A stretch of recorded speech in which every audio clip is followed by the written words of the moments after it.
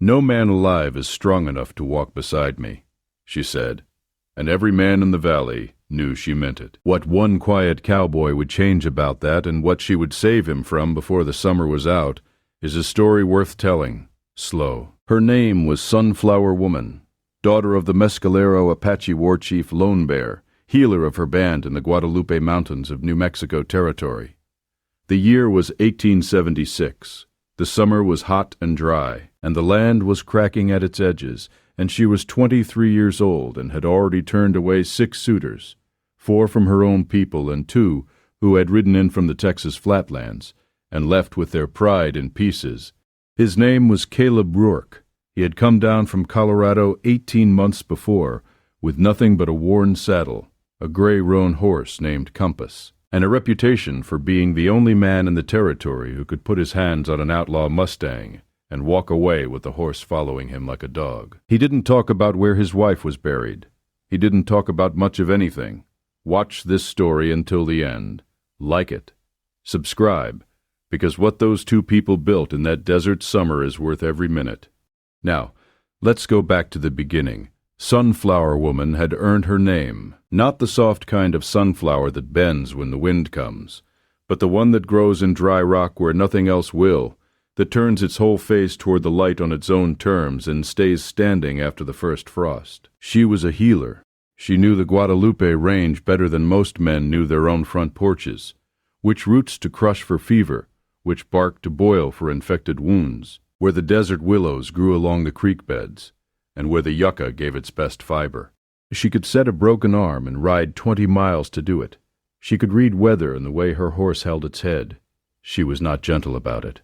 She was precise. The men who had come asking to stand beside her had each made the same mistake.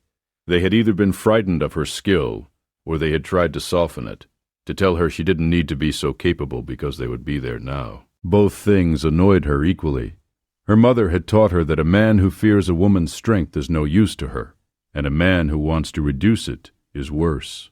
So she had sent them all away. She said it plainly when her father asked, "I will wait for one who can stand beside me without wanting me to be smaller." The Mescalero band her father led was camped that summer in the foothills east of the Sacramento Mountains, following the old agreements they had made after the long walk, moving carefully and keeping mostly to the high country. The Guadalupe Basin was their seasonal range, and the springs there were clean, and the game was still decent if you knew where to go.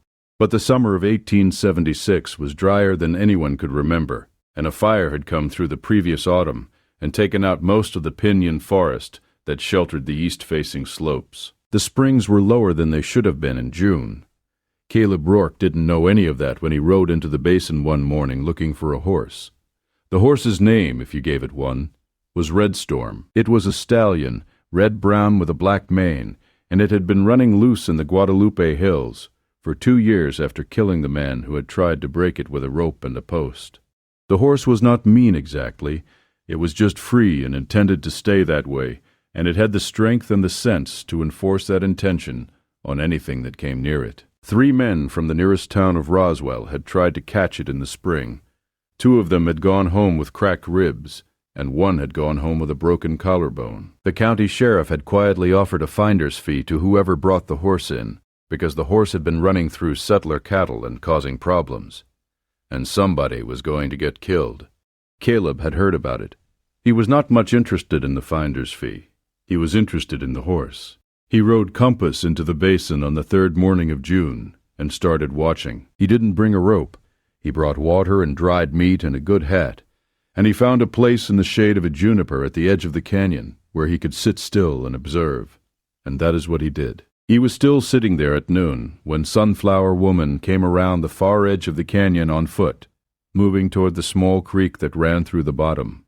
She was carrying 2 empty clay pots, and she was not expecting company, and she saw Caleb the same moment he saw her. Neither of them moved. She measured him quickly. Sitting still was the first good sign. A man who could sit still in an unfamiliar place and not fidget and not reach for his rifle the moment he saw her, that was already something. He was lean and weathered, maybe 30 or a little past it, with a crease in his hat and dust on everything. He met her eyes once and then very deliberately looked away, back at the canyon where the red horse had been moving through the brush that morning. She came down to the creek and filled her pots and went back the way she had come, and he didn't follow her, or call after her, or ask her name. The next morning she came again. He was in the same place. "You are watching the red horse," she said. It was not a question. "Yes," he said. "3 men from Roswell tried to rope it. I heard. You do not have a rope." "No." She looked at him for a moment with the direct, unhurried look that had unnerved many men before him. He looked back at her, and the thing she noticed was that he was not performing anything. He was not puffing himself up or being careful, or trying to seem harmless. He just looked at her the way he would look at the canyon or the horse, steady, patient attention, like something he was trying to understand, not something he was trying to impress. "The horse comes to the lower creek at dusk," she said. "There is a cut in the north bank where it drinks. You can be close there without it seeing you from the draw." She picked up her pots and walked away. She did not know why she had told him that. She thought about it walking back up the ridge, and she decided it was because she was curious, not about him specifically, but about what he would do with the information. That seemed like a reasonable explanation. Caleb spent 2 days not trying to catch the horse. He sat near the cut in the north bank, the way he had sat under the juniper, still patient, not pushing. He let the horse see him. The horse didn't like it and kept its distance the first day, but by the second evening it had come close enough to drink at the far end of the cut, while Caleb sat on a rock 15 feet away and ate his supper, and didn't look at it directly. On the third day, Sunflower Woman came to the cut at dusk and found him there. She sat down at the opposite end without asking permission, and watched what he was doing. "You are not trying to catch it," she said. "Not yet. What are you waiting for?" He thought about it. "For it to stop running from me. You can't catch a horse that's running. You can only wait until it doesn't need to run anymore." She looked at him. "That is how we tame a horse," she said. "Patience. Presence. You do not drag the animal to your will. You wait until it chooses." "That's it, exactly." She was quiet for a while. The red horse was at the far end of the cut, ears moving. "My name is Sunflower Woman," she said. "Caleb Rourke. Why do you want this horse?" He looked at it for a moment before answering, which she noticed he didn't give fast, easy answers. "Because it's worth knowing," he said. "A horse that fights that hard for its own freedom, if it ever gives you that trust, it gives you everything. A horse like that would follow you into fire." She said nothing to that, but something shifted slightly in the way she was looking at him. Not warmth yet, more like the first careful revision of an assessment that had been based on too little information. She came back the next evening, and the evening after that. They did not talk much, but they were both there, on opposite ends of the cut, watching the red horse come closer each night by degrees. She told him once about the spring that fed the cut, how it was lower than it should be, how the fire the previous autumn had taken the root systems on the east face, and the runoff was running straight off the rock now instead of soaking in. And in 2 more seasons, the cut might go dry entirely. He listened without interrupting. He asked when she finished, whether there was another spring higher up. She described it. He said it seemed like the band might be able to dig a collection channel that fed the lower basin. She said they had discussed it but lacked the tools. "I have a good shovel," he said. She looked at him. "On the pack animal," he said. "Back at my camp." She almost smiled. It was a small and compressed thing, but he caught it, and he did not make a big deal of it, which was the right thing to do. On the 7th day, the red horse walked to within 6 feet of Caleb, while he sat on the rock and breathed slowly through his nose. It stood there for a long time, nostrils working. He did not move. It walked away again, and he let it go. Sunflower Woman had seen the whole thing. "You could have touched it," she said. "Not yet," he said. "I don't want to take something it hasn't offered." She understood that. It was the right instinct, even if most men would have gone for the touch and ruined the whole week's work. She had half expected him to do exactly that. She sat with the fact that he hadn't, the way you sit with something unexpected, turning it over to see what it is. He helped her dig the collection channel on a Saturday in mid-June. A Saturday when her father had ridden to Lincoln with 3 other men to meet with the agency agent about their summer grazing range. and 3 of the younger men of the band came down to the lower spring to see what was happening. They saw a white man with a shovel working in the creek bed alongside Sunflower Woman, and they were not pleased. And the tallest of them, a young warrior named Two Crows, who had been one of the 6 she had refused, said something sharply in Mescalero. She answered him without turning around from the work. He spoke again, louder. She put down her shovel and turned to face him, and answered him with a sentence that was quiet and absolute. Caleb didn't speak Mescalero, but he heard the shape of it, the finality, the lack of any asking in it. Two Crows looked at him once, with a look that registered him clearly and completely, and then the 3 of them walked back up the ridge. Caleb went back to digging. "What did you say to him?" he asked after a moment. "That I do not require his opinion about who I work beside," she said. He nodded and kept digging. She had expected him to ask more, to want to know what Two Crows had said, to be uncomfortable or defensive about being evaluated by another man, to feel the need to establish something.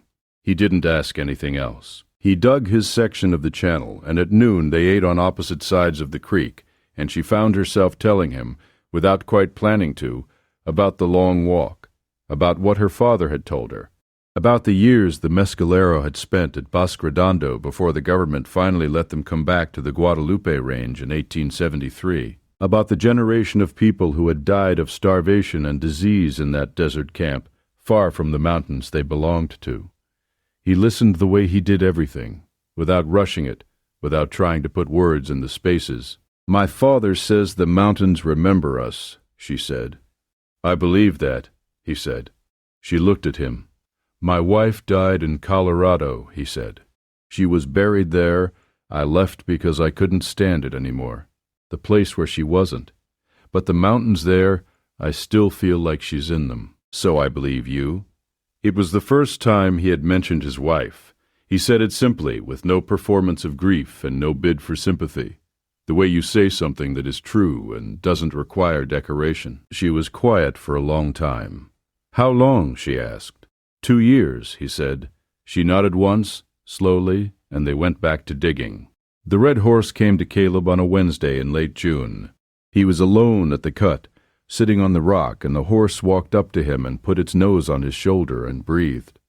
He stayed still and let it breathe. After a while he raised one hand very slowly and put it on the horse's jaw. The horse stood there. He had no rope. He had no halter. He just sat there with his hand on the jaw of the horse while it breathed, and then eventually the horse walked away on its own, and Caleb stayed where he was until it was too dark to see. He rode Compass back to his camp and didn't sleep much. In the morning he went back to the cut, and the red horse was already there, waiting. That was the day he understood it had chosen him, not the other way around. He told Sunflower Woman that evening. "It came to me this morning before I arrived," he said. She absorbed this. "You named it?" "No. I think it already has a name." "I just don't know what it is yet," she said. "In our tradition, the horse names itself through its actions. You will know the name when it shows you." He thought about that for the rest of the evening. She had, by that point, told him more than she had told most people outside her family. She was aware of this and not entirely comfortable with it. But she also found she could not locate a moment when she had made a mistake. He had not taken anything she hadn't given. He had not pushed. He had not tried to diminish her or explain the mountains to her, or tell her what the best way was to do a thing she had been doing since she was 8 years old. He had dug a channel and listened and said things only when he had something worth saying. She found that she was looking forward to seeing him in the evenings at the cut. That alarmed her a little, and she thought about it with the same steady attention she gave to everything. Her mother had told her something once that she had not fully understood at the time, that loving someone who is your equal is harder than loving someone who needs you, because you cannot hide in being necessary. You have to choose them. You have to choose them when you don't have to. She was beginning to understand what that meant. Her father returned from Lincoln in the first week of July with bad news. The agency agent had told him that a land speculator named Garrett Fenn had filed a claim with the territorial government on 5,000 acres of the Guadalupe Basin, including the springs they relied on. Fenn was arguing that the Apache grazing agreements of 1873 were provisional and could be superseded by a valid homestead filing. The agent had been sympathetic but unhelpful. The agency lacked the authority to block the filing. If Fenn moved forward and the claim was validated, the band would be forced off the seasonal range before winter. Lone Bear was not a man who panicked. He had survived Bosque Redondo and the long walk and 20 years of bad faith agreements, and he had learned that panic was a luxury you couldn't afford. But Sunflower Woman saw his hands that night, the way he held his coffee cup, the slight tension in the knuckles. She understood the weight of it. She told Caleb the next morning. He was quiet for a long time. "Fenn," he said, "you know him?" "I know of him. He's filed the same kind of claim 3 other times in New Mexico territory. He doesn't farm the land. He holds it and sells water access. Whoever controls the springs controls everything else." She looked at him. "What can be done?" "Maybe nothing through the agency," he said. "But there are other ways to contest a filing. If the original 1873 agreement was registered federally, not just with the territorial government, it may have standing the homestead claim can't override." "How do you know this?" He was quiet a moment. "My father was a land attorney in Ohio. I know more about property law than I ever wanted to." She stared at him. It was one of the most unexpected things she had ever heard. Something close to a real smile crossed his face. It changed his whole face. Younger, more open. "I can write to the Federal Land Office in Washington," he said. "It won't be fast, but it might be something." "Why would you do that?" she asked. Not suspicious. Genuinely asking. He looked at the canyon for a moment before he answered. "Because it's right," he said. "And because this land is yours. I can see that. The springs don't belong to Garrett Fenn, and they never will. And somebody should say so with the right paperwork." She said nothing, but she looked at him in a way she had not looked at him before. They wrote the letter together over 3 evenings, sitting outside her family's camp, while her father sat nearby and smoked and occasionally made quiet suggestions about the treaty language. Lone Bear did not interfere with his daughter's choices and never had. She had inherited her direct manner from him, but he watched Caleb with quiet attention during those evenings, and on the 3rd evening he said something to Sunflower Woman in Mescalero. She translated for Caleb. "He says you hold your pen the way a man holds something that might break. Carefully." Caleb thought about that. "Tell him I break enough things.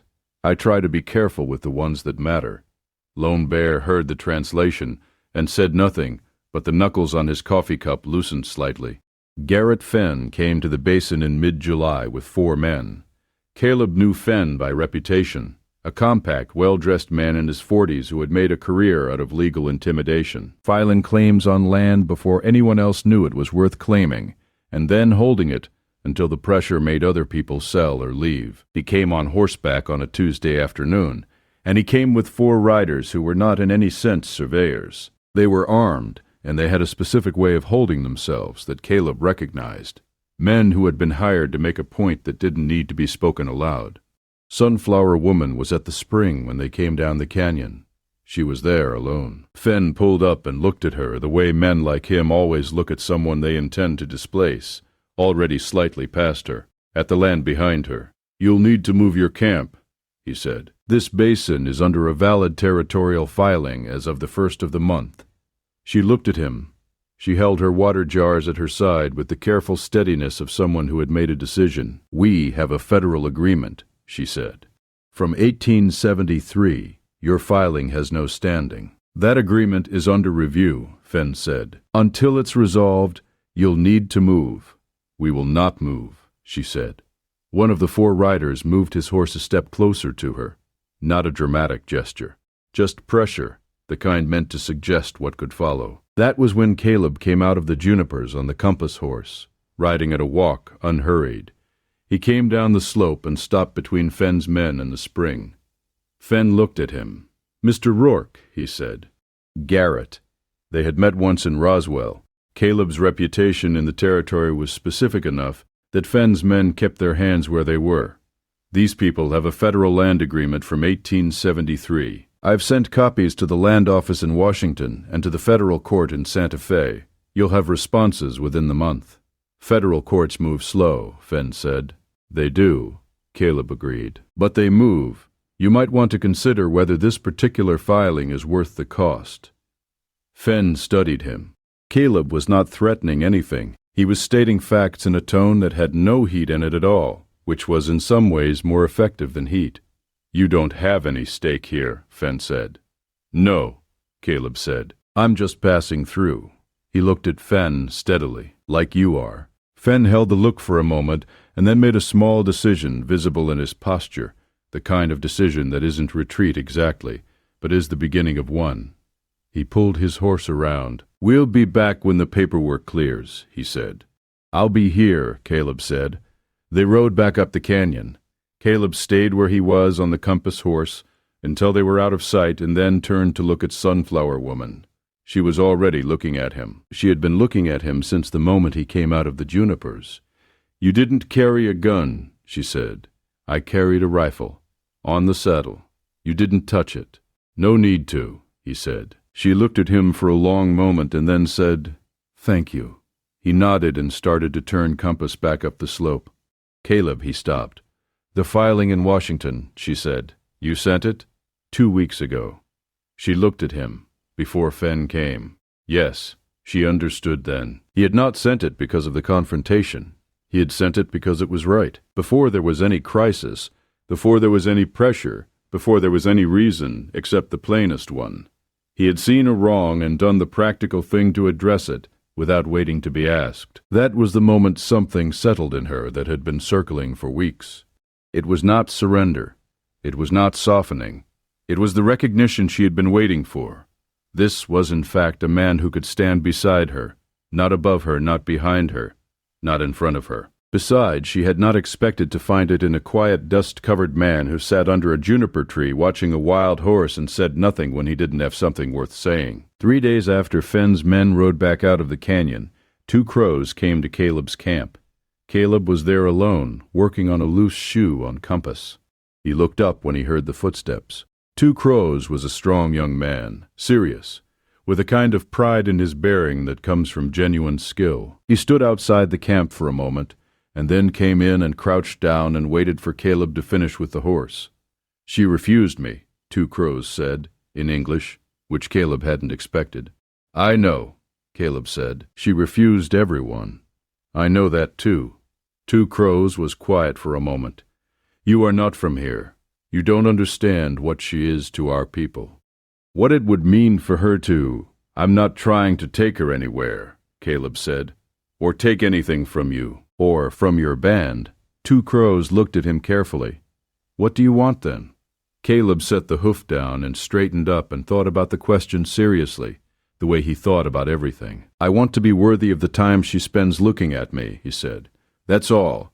The rest of it isn't mine to decide." 2 Crows sat with that. Something in his posture shifted, not softer exactly. More honest. She said, "You listen." He said, "I try." 2 Crows stood up. He looked at Caleb with the same measuring look she used, the same direct steadiness, and Caleb bore it without fidgeting. "Her father's brother was a man named Stone Hand," 2 Crows said. "He died at Bosque Redondo. He was her father's closest friend. The way Lone Bear looks at you sometimes." He stopped. Stone Hand was quiet too. He listened. "That's all I will say." He walked back toward the ridge. Caleb stood with compass for a long time. The crisis came in the last week of July. The creek above the collection channel had been running shallow all summer, and in the last week of July it slowed to almost nothing. Sunflower Woman had been watching it, and she went higher up the eastern slope one morning to check the source and found that a massive fall of rock had completely blocked the upper spring. The old fire had destabilized the slope, and a recent rainstorm had loosened it further. The water was pooling behind the rockfall with nowhere to go. That was a problem in 2 directions. The pool would dry up the lower source within days, but the pooling water was also weakening the packed earth above it, and if the rockfall shifted, it wouldn't trickle. It would release all at once. A flash of impounded water down that canyon slope, directly toward the camp below. She ran. She got Caleb from his camp and her father from his fire, and they went up the slope together. Lone Bear took one look at the rockfall and understood it immediately. He sent 2 young men back to camp to move the band's horses and supplies to higher ground and get the children up the ridge. The 3 of them studied the blockage. The water was already seeping through the lower edges of the rock. It would give within a day, maybe less. We need to channel it before it goes, Sunflower Woman said. If we can cut a path on the north side and direct the release, it won't take the slope at speed. Caleb looked at it. How deep is the pack above the main boulder? She had been thinking the same thing. 6 feet.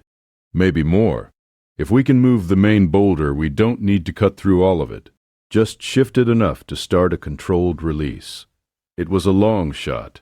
The main boulder was the size of a wagon. They had Caleb's rope and 2 long poles of fallen pine that Lone Bear knew exactly where to find. And they spent 2 hours working a lever system that would have made Caleb's attorney father proud for its mechanical ingenuity, and made a sensible person very nervous for how it relied on timing. The water was coming through the lower edge now, a clear, steady trickle that told them the failure point was close. Caleb was working the main lever position, deepest in the rockfall, when the lower edge gave. The trickle became a rush. The boulder shifted sideways, and Caleb went with it, not caught but wedged between the rock and the slope below it when it moved, pinned at the knee. The main channel he had opened was working, but the water was coming fast and he could not pull free. Sunflower Woman saw it from above. She did not stop. She came down the slope at a speed that no one watching would have called reckless. It was completely controlled, completely sure-footed, the movement of a person who knew exactly where to place her feet on loose rock at speed, who had been moving through these slopes her whole life. She reached him in seconds. She got the lever that had slid out of position under the boulder's weight, drove it back in where it needed to go, and levered the rock a hand's width sideways, which was all it took, and pulled Caleb out by his forearm with her full weight behind it. They went up the slope together, fast, and the channel held and the water came through controlled and fast and spread across the basin floor, where it spread out harmlessly in the flat ground, and the camp was safe. They sat on the ridge above it, breathing. Caleb's knee was scraped and bruised and would be sore for a week. That was all. He looked at her. She was looking at the water spreading out below, watching it to be sure the channel held. "You came down fast," he said. "I know these slopes," she said. "You knew exactly where the lever needed to go." She looked at him. "I watched what you built. I understood it." He nodded.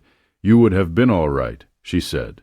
It was matter of fact, not modest. "I would not have been all right," he said, equally matter of fact. "The water was coming through, and I was pinned, and the channel wasn't wide enough. You knew that, and you came anyway." She was quiet. "You saved my life," he said. She looked at him steadily. "You sent the letter to Washington before Fenn ever came here. You knew then."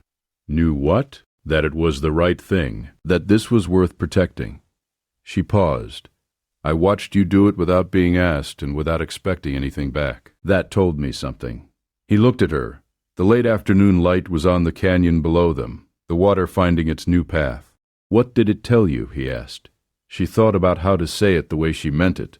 Not soft, not dramatic, just true. "That you are a man who holds the things that matter carefully," she said. "My father told me that." He was quiet for a moment. "He said that about my penmanship. He meant more than that," she said. "And you knew it." He did know it. They sat on the ridge while the basin settled below them, and the water found its level, and the last of the afternoon light moved across the rock face and turned it the color of old copper. The red horse appeared at the edge of the juniper line below them, drawn up by the water and the noise, and now standing still, watching them. "You know its name yet?" she asked. He had been thinking about that. "I think its name might be the same as yours," he said. She looked at him. "A horse that fights that hard for its own freedom, that roots in hard ground on its own terms and faces whatever direction it wants to face," he said. "That's a sunflower, too." She was quiet for a long time, looking at the horse below, which stood there in that particular way of a thing that knows it's being discussed. "That is a good name for a horse," she said. Lone Bear came to find them on the ridge as the sun dropped behind the Sacramento range. He looked at his daughter and at the man sitting beside her, and at the water spreading safely across the basin below, and he said something in Mescalero. Sunflower Woman translated, "He says the mountains accepted the offering." Caleb didn't know quite what to say to that. "I'm glad," he said. Lone Bear looked at him and said something else. She translated again, and her voice was carefully level. "He asks whether you plan to stay in the Guadalupe range much longer." Caleb met Lone Bear's eyes. "I hadn't planned to," he said, "but I find myself less in a hurry than I was." Lone Bear made a sound that was not quite a laugh, but was in the neighborhood of one, and walked back down the ridge. August came, and the mornings were cooler, and the collection channel was working, and the lower spring was running at a better level than it had all summer. The Federal Land Office sent a preliminary response confirming that the 1873 agreement was registered at the federal level and was not subject to unilateral override by a territorial homestead filing. Garrett Fenn had not returned. Caleb was still in the Basin. He had his camp on the east side of the canyon, a 10-minute ride from the band's summer ground. He rode in most evenings. He ate at Lone Bear's fire often enough that it was unremarkable. Two crows, who had the kind of integrity that made him genuinely respect the thing he had measured even when it was not the outcome he had wanted, occasionally joined them. He and Caleb had an honest, undemonstrative regard for each other, based mostly on the fact that they were both people who said what they meant and didn't say what they didn't. The red horse, Sunflower, had chosen Caleb the way it had chosen, and lived out in the Basin loose, and came when Caleb came to the canyon in the mornings, and allowed a halter sometimes, and sometimes did not. And Caleb accepted that entirely. Sunflower Woman taught him which plants held water roots. He showed her the letter-writing conventions of federal land filings. She took him up the highest trail in the Guadalupe range on a morning in early September, and showed him what her father had meant about the mountains remembering, the old marks cut in the cliff face that mapped the band's seasonal migrations, generation after generation, the landscape holding what no paper had. He looked at the cuts in the rock for a long time. "How old?" he asked. "Some of them older than my grandfather's grandfather," she said. He put his hand on the rock beside one of the marks, just briefly, then took it away. She watched him do it. He turned to look at her. The wind was moving off the Sacramento range from the west, and the sky was the deep, clear blue of high-altitude September, and they were standing a foot apart on a narrow trail above the whole basin. "I don't want to go anywhere," he said. She looked at him. "I know I don't have the right to ask anything," he said. "I'm not asking. I'm just telling you where I am." She was quiet for a long time, long enough that a less patient man would have filled the silence. He waited. "When I refused those men," she said, "it was because they wanted something different from what I am. They wanted me to be beside them in a way that required me to be smaller. I could not do that." "No," he said. "You couldn't. You are the first man," she said, "who has stood beside me without asking me to stand differently." She looked at him with the same direct, unhurried look she had given him on the first day at the creek.